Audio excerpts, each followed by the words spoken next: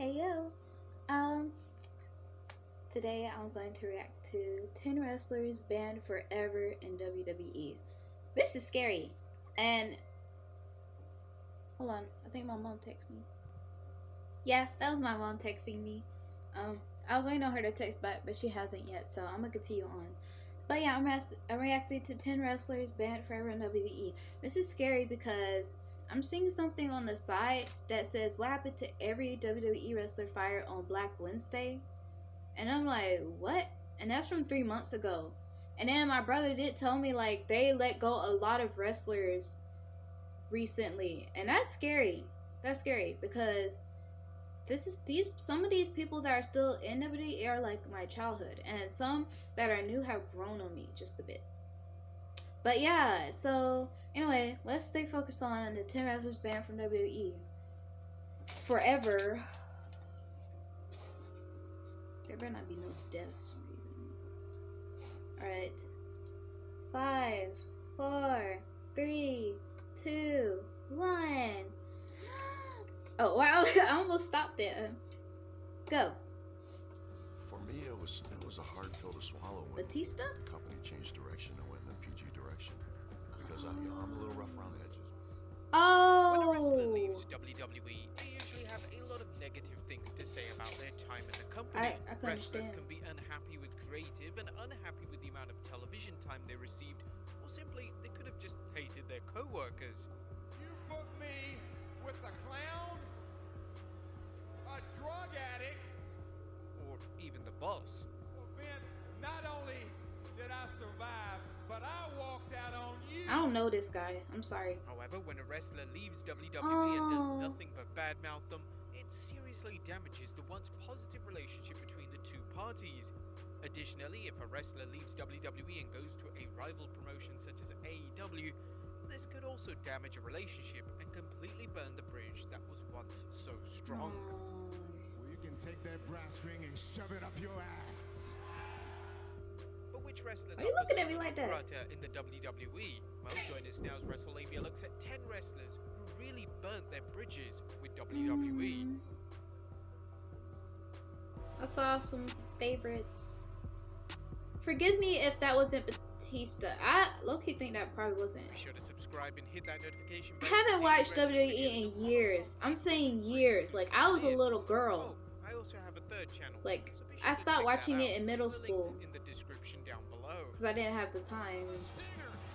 No, Sting! Don't hurt us. Oh, he came back in 2020. I think I did see that. Oh. Chris Jericho. Chris Jericho, Ah. after 20 years in the WWE, decided in 2018 that he would try something new. I am all in with All Elite Wrestling. He would support and be heavily involved in the new wrestling promotion, All Elite Wrestling. Now, this was a tough decision for him, as Jericho himself admitted he had loyalty to Vince McMahon, but he decided he wanted the challenge, and this was Woo! that. Upon informing Vince that he had signed a deal with the new promotion, Vince suggested he get out of the contract any way he could. But Jericho obviously refused, and Vince clearly saw this as a spit in the face. Following the signing, Jericho was then banned from having any WWE talent on his podcast, as well as being edited out of the WWE opening, as well as various YouTube videos. Dang. Jericho stated that he is virtually banned from the WWE on the Not Sam podcast, when all he did was sign for the competition rather than anything malicious towards WWE or Vince McMahon. Heck, Vince has gone so far as to ban Chris Jericho's finishing move name, the Codebreaker, any Ah. announcer uttering any reference to Chris Jericho. So it's not gonna be in any new games either. Yes, she did. Oh, and the face breaker. Not even when he has the most reigns as Intercontinental Champion. Yeah. Number 2, Shane Douglas. Man, Jericho. Can all kiss my ass. What in the hell is he doing? Now, it's not uncommon for former WWE talent who once burned bridges to make their way back to WWE and make amends with Vince McMahon. Hell, we've seen it with Jeff Jarrett, The Ultimate Warrior, and many more. However, one wrestler who will likely never do this is Shane Douglas. Dang. I suppose is now officially I don't even know this guy. That's probably why. I'm gonna ask my grandpa if he knows him. And Douglas had 2 runs in the WWE, one between one between 95 to 96, but both runs didn't exactly light the world on fire. Dang, he did Bigelow again? Wow, not Bigelow. When Douglas joined ECW in 96 and then WCW in 1999, he would have more successful runs, and he even became a respected and valuable mid-card talent. So he got more attention. Oh, he's getting beat up by the audience. Oh my goodness. Oh no. Oh. In early 2000, WWE signed Eddie Guerrero, Dean Malenko, Chris Benoit, and Perry Saturn, and there were initial plans to include Douglas in this group of signings. However, this was nixed after Douglas was seriously disliked by many backstage who were there during his initial 2 runs.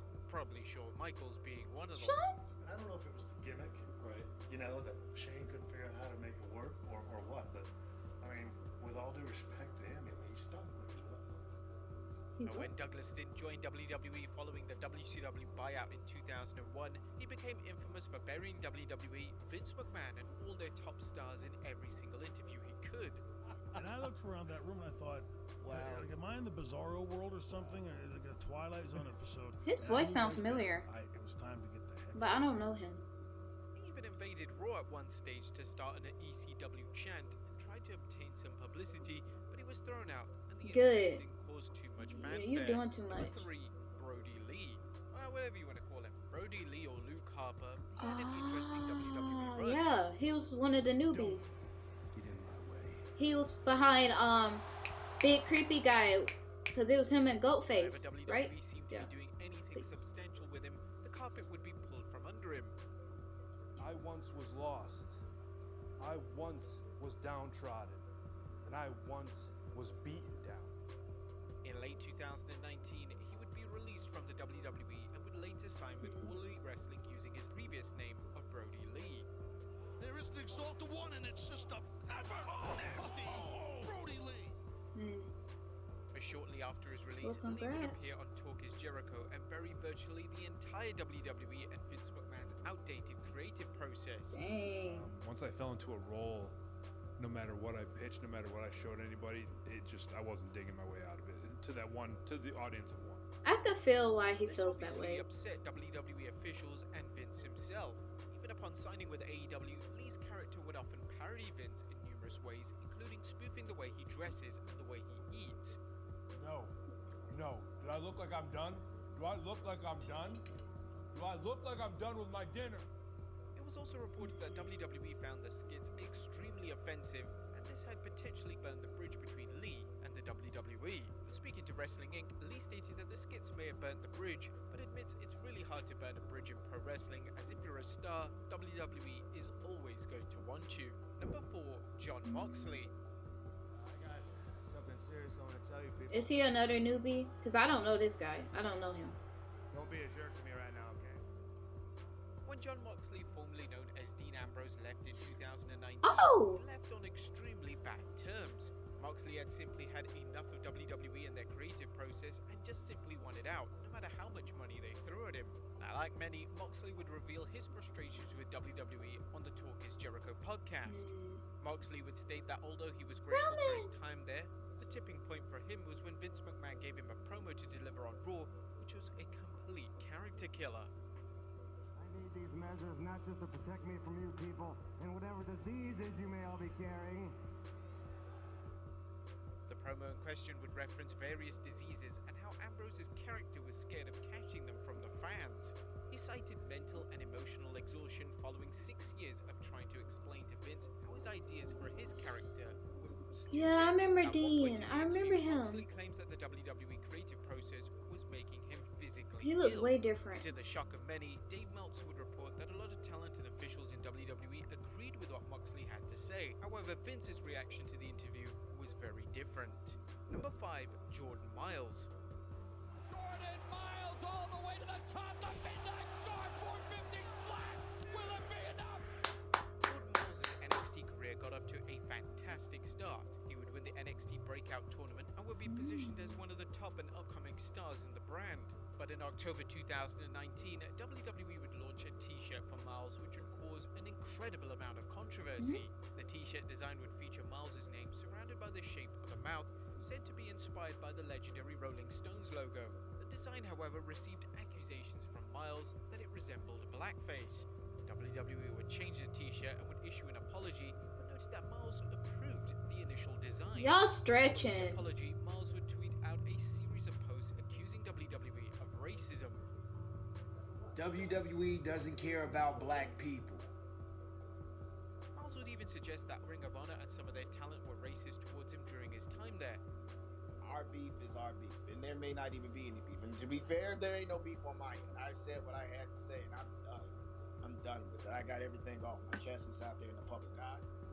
It looked like a normal Received shirt. negative responses from fellow black wrestlers such as Booker T and Titus O'Neil, who suggested that Miles may not have been wrong about the t-shirt, but bringing other names into the equation was completely unfair.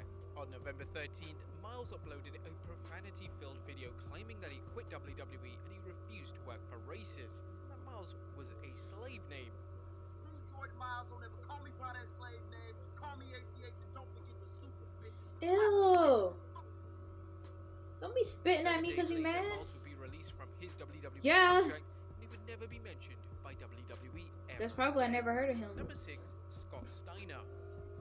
I think this has just picked up a little bit here, King. It's Scott Steiner. Scott Steiner didn't exactly have the greatest of WWE runs between 2002 to 2003. Nagging injuries along with a wrestling ability that couldn't keep up with the younger talent meant that the run was pretty much a disaster. His muscles are Following bam two though. horrendous pay-per-view matches with It's Triple kinda H scary. in 2003, Steiner would be positioned as a low mid-carder for the rest of his time in the promotion. As of now, Steiner, you're fired. Oh my God! Following his WWE departure, Steiner would badmouth Triple H and Stephanie McMahon in seemingly every single interview. Wait, that was Stephanie, wasn't it? In that skirt stuff. You know, his douchebag daughter, you know, and as you know, then Triple H. Yeah. Hey, I mean, what the f? He wouldn't be in wrestling if he wouldn't be f***ing a boss's daughter. So. Infamously, Steiner once stated that, of course, it does help banging the boss's daughter, so he took advantage of everything that he could, and he beat everyone from WCW. They treated everyone like and we're all in the same business. Wrestling is a small-knit community. It's a brotherhood. But you're gonna treat us bad because we wrestled for somebody else? It made no sense, but now it's biting them in the ass. They would kill for half the ratings that they had when we had the Monday Night Wars. Look at them. It's biting in the ass. They got what they deserve. I'm so mellow right now.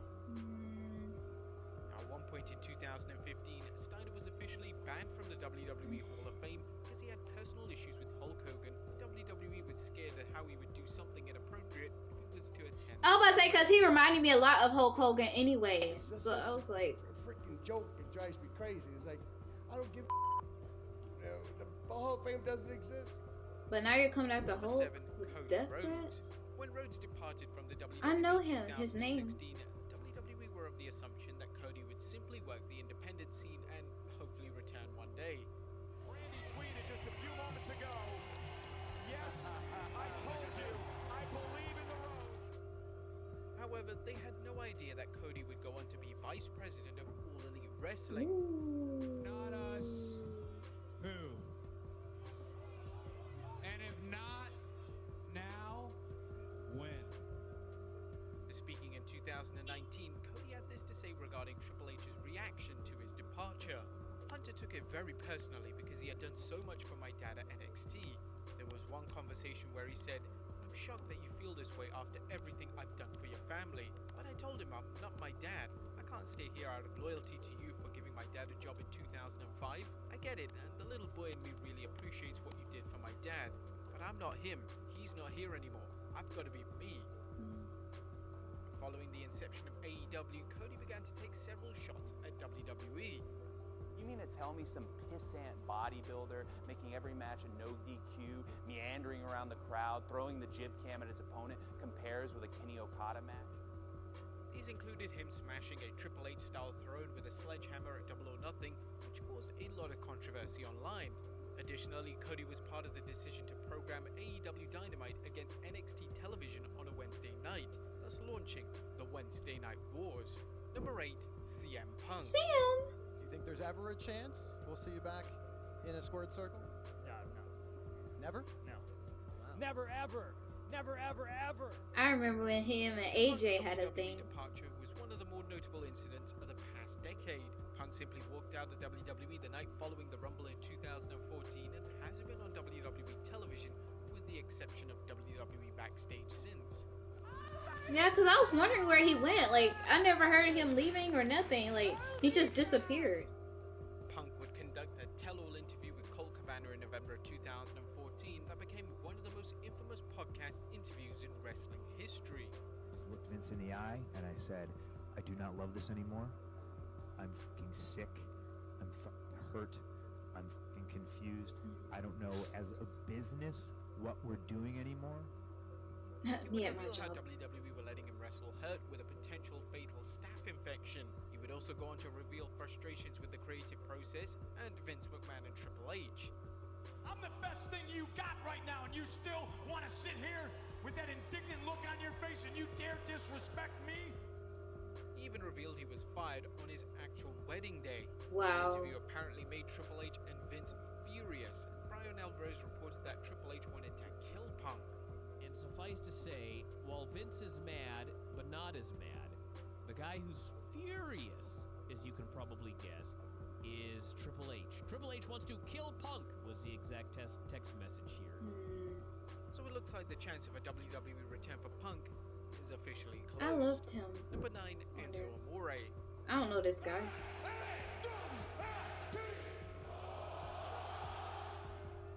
Enzo alongside Big Cass had huge potential. It was seriously over, and Enzo particularly had amazing promo ability. I always judge a book by its cover. Cause I ain't stupid enough to read that book. John C. Oh, wait, what? However, with Enzo, he was disliked by a lot of WWE talent, which made it hard for WWE to book him with anyone as people simply didn't want to work with him. Dang. Enzo's WWE run would come to a dramatic end in 2017 when he was accused of sexual assault. He literally like chucked me onto the bed and I like smashed it was like probably like right here on my head. And failed to notify WWE of this, which led to his immediate release. This sent Enzo on a downward spiral, and he would release interviews slating WWE. Vince McMahon pulls me into his office, go home, next day get fired. Bang. On the phone from Mark Carrano. And I quote, I said, it's your loss, not mine. He even tried to invade Survivor Series in 2018 to no avail. More recently, it was leaked that Enzo is one of the faces that is banned from showing up in the WWE Thunderdome. So it looks like that bridge is completely burnt. And number 10, Ryback. It's a done deal. The die is cast. I remember this name. Versus Ryback's WWE run started off really strong. Yeah, I remember him. Goldberg-esque winning streak. It quickly fell apart when there were reports that Ryback was unsafe in the ring. This meant that he gradually moved further and further down the card until his release in 2016 due to contract disputes. Wrestling business has been so shitty for so long because of one man, Vince McMahon. One man who is real. I low-key didn't like Vince McMahon back in the day. Ryback hasn't had a single positive thing to say in relation to WWE or Vince McMahon. Oh, dang, this is deep. Ryback has made outlandish claims. For instance, he claimed he was supposed to squash AJ Styles at WrestleMania 32 and that he was supposed to win the WWE title shortly before leaving. This, combined with legal battles with WWE over the Ryback name, and even suggests that he'd be erased from WWE history books. No, Ryback will likely Ryback. never be back in the WWE, and similarly to Enzo, he's also banned from showing up in the WWE Thunderdome. But there you have it, guys. 10 wrestlers who really burnt bridges with WWE. Be sure to leave the comments down below, subscribe if you haven't already, follow us on Instagram and Facebook for exclusive lists, and we'll see you next time with some more wrestling content. This is just sad. Wow. But yeah, when I was younger, I did not like Vince McMahon. Well, that was during like the Stone Cold days and the Rock days. I did not like Vince McMahon. I found him heavily annoying, and I was just like, hey, we all gotta beat him up. Just keep beating him up. Like, he's annoying. Like, let us be bad people in the ring. Like, let us do what we want. Let us crash your party with a whole tank of beer. Like, let's just do what we want, you know? But then eventually, like, I was like, whatever. Like, I saw him as like that, like, if you date someone like the person who's the parent of your spouse, like, I saw him like that dad that is just like blah blah blah. the dad that doesn't like you. Anyway, but yeah, Triple H, I started despising that man. I started despising him before I left the WWE watching scene. I started despising him because he was always like being annoying. Like, he was irritating for me when I was trying to enjoy John Cena and everybody else. Like, he was just annoying. Like, gosh, I loved it when he got beat up. But yeah, to see people come out, like, that's like sad. Like, I feel bad. But I'm glad some of the people I really love weren't banned. But some of these faces, I did wonder what happened to them. Like, they just disappeared out the blue. That was weird. And I'm glad, like, y'all put them in here because I almost forgot they existed. Like, half of them changed a lot. But yeah, this was 10 wrestlers banned forever in WWE. I'm probably not gonna watch WWE ever again. Like, I love WWE, but well, Randy Orton is there now. Like, he came back, so I may watch it. I don't know. I don't know if John Cena even gonna stay. Like, I know he came back last time I watched, but I don't know if he's gonna stay. I don't know. He probably already left. But yeah, that was what I watched. Alright. Oh, let me see a comment real quick. I like doing this. Oh, Brody Lee, rest in peace. Oh. Chris Van Vliet, is he a wrestler? Cause he said, I recognize that guy at 1338. That's probably him.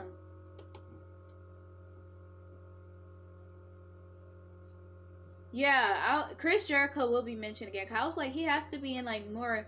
If WWE made more games, he'd be in there. It's like, he was one of my favorites to fight in WWE SmackDown, the game.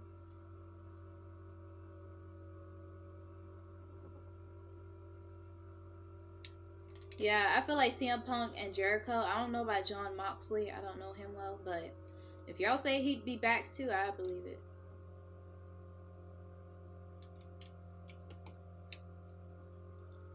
Oh, okay. So everyone's saying that WWE acknowledged Brody Lee, who died. I'm sorry. I already forgot his face. I'm really sorry. Wait, no! Brody Lee's the dude that was with Goatface and the other dude, right? Because I heard he died. Oh my gosh. Yeah, and what do you mean? I low-key thought we were always PG. I thought we were like PG-16 or something. Like, violence was like real, but so we're not cursing no more. We're not being extra. Aw, man. Yeah, I'm not coming back. I'd probably like watch clips of Randy doing what he wants, but dang. Alright. Sort of sad. And I heard that they went PG in the comments, but not comments, the video, but I wasn't trying to like acknowledge it, but not a comment. Alright. Y'all later.